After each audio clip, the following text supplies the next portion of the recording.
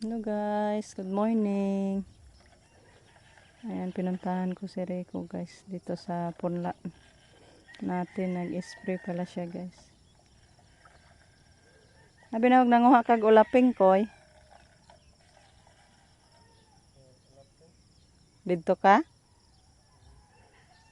Ah, nanguha daw sana siya guys. Wala na daw. Masarap yung ano guys, mushroom. Ha? Mm.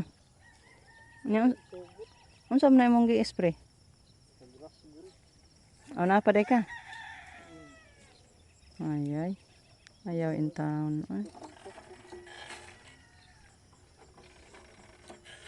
Simula daw guys, may mga uod. Yung mga alibangbang butterfly na puti. Daghang murag libangbang puti no. Kulang pa sa tubig guys. Sana uulan pa naman balik. Para hindi na makapatubig. Magastos na din pag magpatubig pa guys. Mahal kasi yung gasolina. Hoping na maawa ka Lord. Bigyan mo kami ng ulan. Punuin mo yung punlaan namin Lord. Para tumubo. Kulang pa yan sa tubig. Hindi na sa buwan yung ano nila. Puno. Yung sa main road nila. Hindi pa nabasa. Andyan lang sa kanal yung tubig.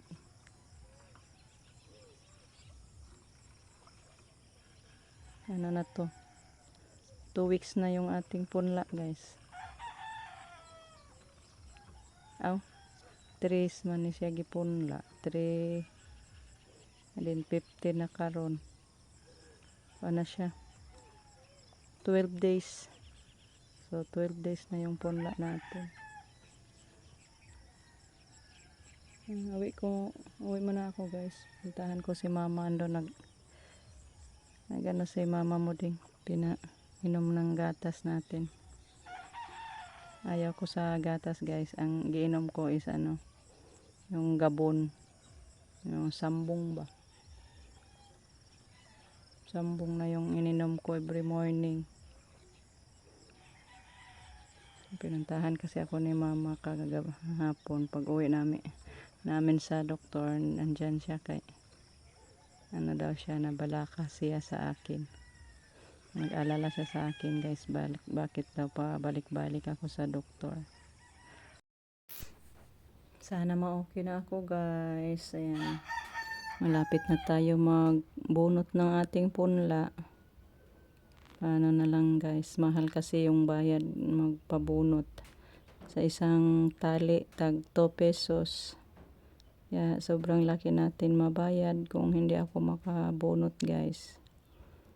Tulungan niyo ako mag-pray guys na ma-okay na ako.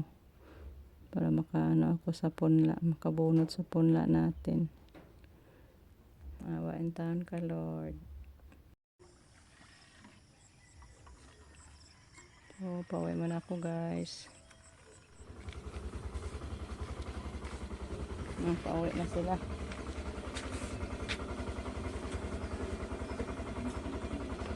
Kaya po yung folder.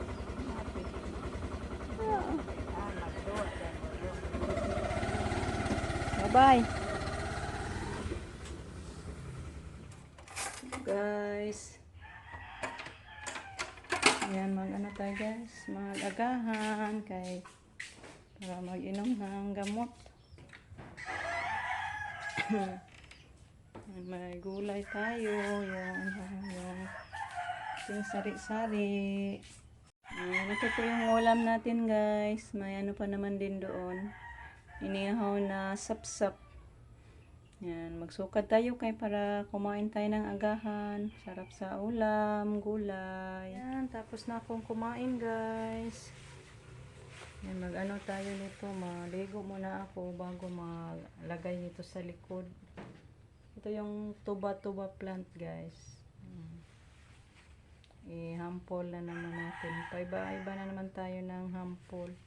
Kasi may nag-suggest na naman sa atin na ito yung ipalagay sa likod. Ano lang siya guys, initin. So, hindi mo na kami ngayon magpunta sa magpa-ultrasound guys, sa ano na lang siguro. Sa Biyernes kasi magkuha pa naman kami sa X-ray at EKG result.